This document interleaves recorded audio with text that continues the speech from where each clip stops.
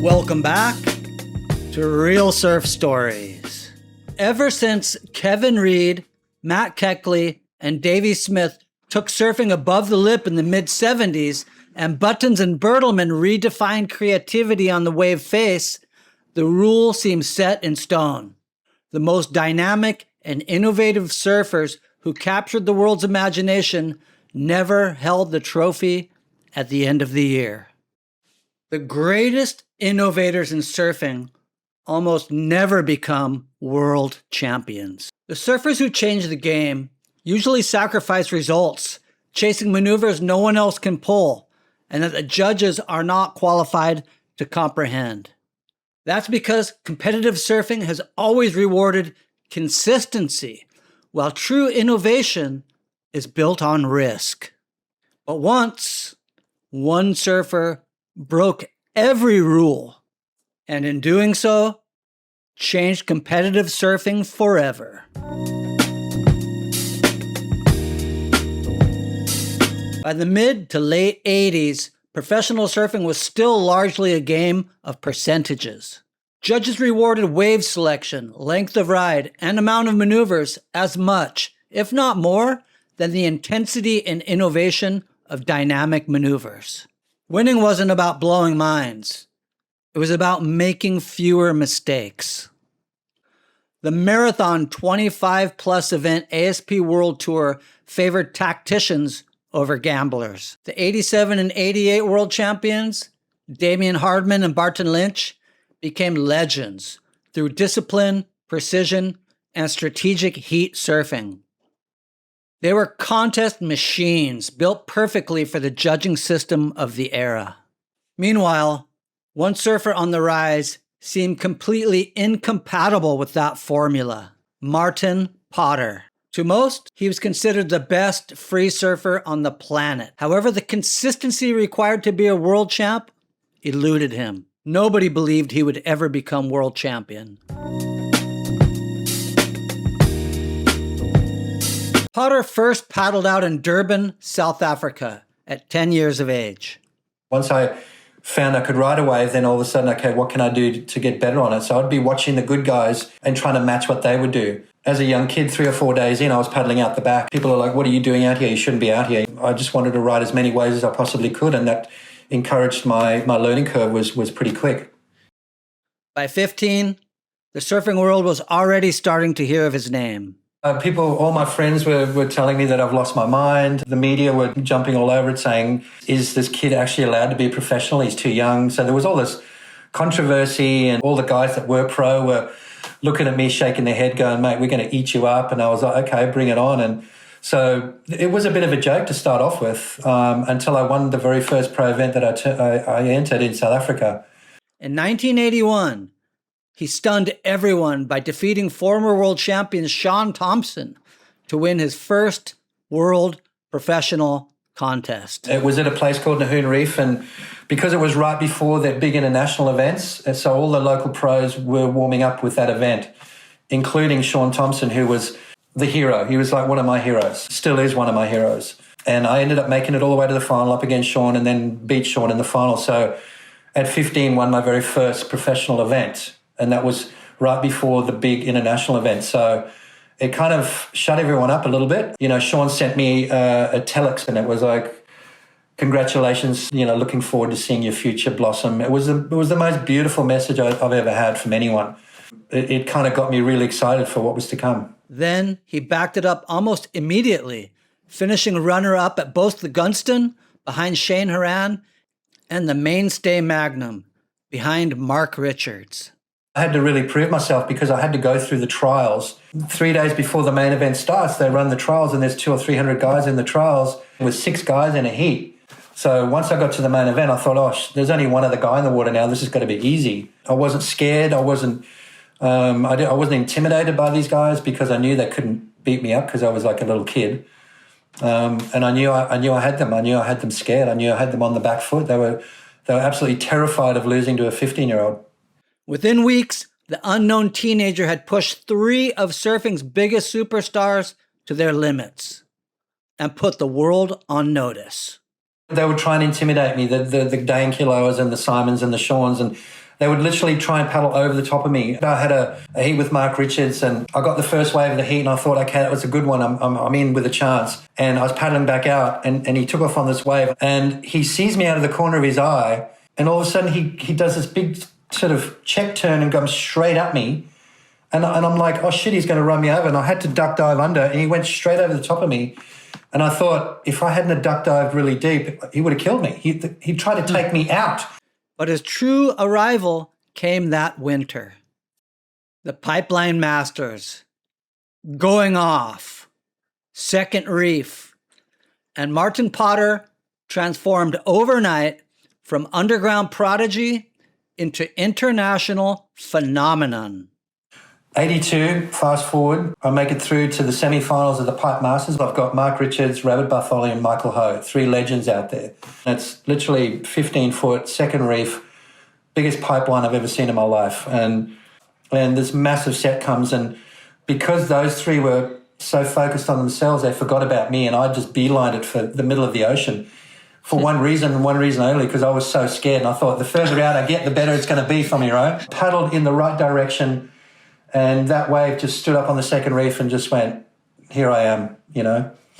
And I had to go. After all the talk, after all the stuff people wrote about me, this was my moment to prove to myself that I can handle it in big waves. And I spun and went on that wave, and the other guys couldn't believe it. I think Michael Ho let out the F-bomb when I took off on it because he knew it was the one.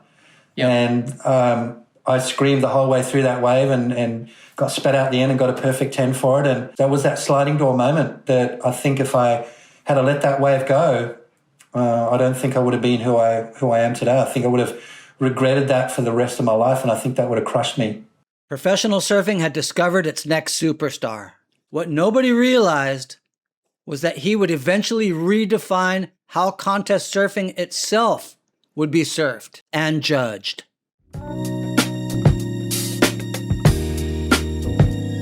When you look at the era that I came into, it was all rail game. You know, it was all these big, powerful men, you know, the Danes, the Shauns, the Simons. You needed to match their surfing with the rail game. So the rail game for me was where it all started, obviously. But the minute I jumped on the twin fin, I all of a sudden went from doing 35 in the slow lane to doing 75 in the fast lane. Throughout the 1980s, Tom Curran, Tom Carroll, and Mark Occhilupo ruled professional surfing. But Pottz was creating something completely different. His surfing combined explosive power, lightning-fast combos, radical direction changes, and futuristic above-the-lip attacks in ways contest surfing had never seen before. Back then, the judging criteria, because of, I think it was the highest they could give you for a single maneuver was 6 points. And the aerial was considered one maneuver. You know, the other guys would do 2 or 3 turns to get more points because they were surfing more traditionally, more towards the judging criteria. So it took a long time, and I thought, what do? Do I change it? No, hell no. I'm going to keep doing what I'm doing. The crowd's loving it. I'm loving it. But my results weren't showing it, you know. I reckon I lost 2 or 3 world titles by not conforming to the rule. He wasn't just surfing harder. He was surfing differently. Others surfed inside the lines. He obliterated them with style. Ironically, the surfer inspiring the next generation couldn't win the one title everybody measured greatness by. His surfing was revolutionary. His results, not so much.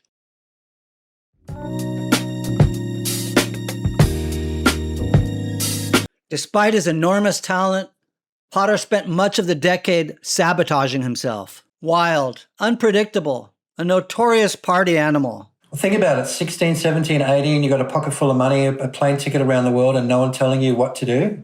It was fun. I mean, we you know, partied hard and we surfed harder. So, and I think that was part of it too, was to see who could stay up the latest and then still go down the next day and perform at a high level. And I think that was a constitution that I had to learn very quickly. He would produce moments of absolute brilliance one week, then disappear the next. The consistency was just not there. Then, during the off-season before 1989, everything changed.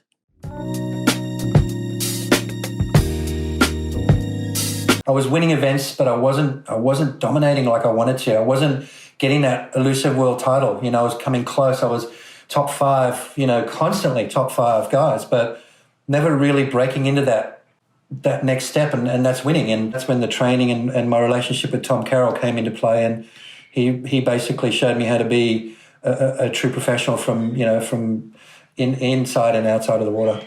And my surfing was getting stronger and faster, and I'm like, this is what I was looking for, was that little thing that I didn't do. And the year my world title year, I ended up staying, instead of coming back to Australia, I stayed in Hawaii for an extra month and surfed my brains out.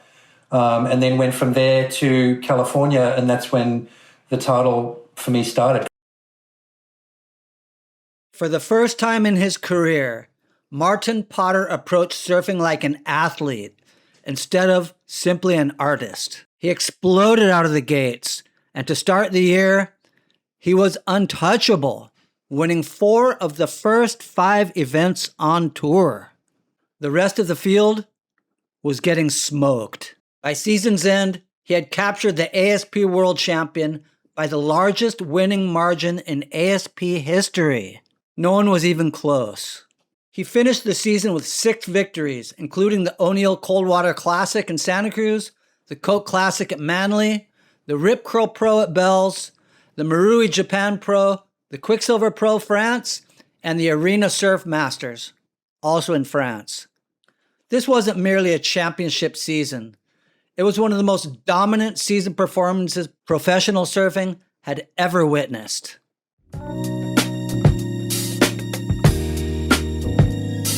Martin Potter's greatest achievement wasn't winning the title. It was changing what judges believed was possible in a heat. I saw the path that I needed to be on, and because I was going against the grain, the judging and all that other stuff didn't quite, match up to me until the late 80s, in 89, where it all sort of came together. Basically took 9 years of pushing against it and against it and against it, and finally I was almost going to crack and conform, but they cracked first because surfing needed to go somewhere. Throughout the 80s, he shattered the conservative point-saving mentality by bringing high-risk, innovative power surfing directly into the top ranks of elite competition. His aggro combos, fierce power, and explosive above-the-lip surfing forced the sport to evolve around him. The judging changed. The competitors changed. The future changed. Many of the maneuvers that define modern high-performance contest surfing trace directly back to what Martin Potter was doing decades earlier. Even Kelly Slater has spoken about Martin Potter posters covering the walls of his childhood bedroom and modeling his own surfing after Pottz. That's how influential he was. Martin Potter, last few years, has become my favorite. Beyond the jersey, his raw charisma and unmistakable individuality, captured brilliantly by legendary lensman Jeff Hornbaker, also helped reshape surf culture itself. Suddenly, surf companies weren't searching for polished role models. They wanted fearless originals. Athletes with personality. Surfers willing to stand apart instead of fitting in. Martin Potter made individuality and authenticity marketable. More importantly, he proved that revolutionary surfing could win. Every successful pro surfer from the last generation to current day and into the future owes a piece of their competitive DNA to the path Pottz carved. Because before Pottz, progressive surfing was considered too reckless to become world champion. After Martin Potter, it became the blueprint. And competitive surfing has never looked the same since. Thanks a lot for joining the crew and subscribing to Real Surf Stories. Drop a comment in there. We love mixing it up with you guys. And we'll see you on the next episode of Real Surf Stories, where legacies are cemented.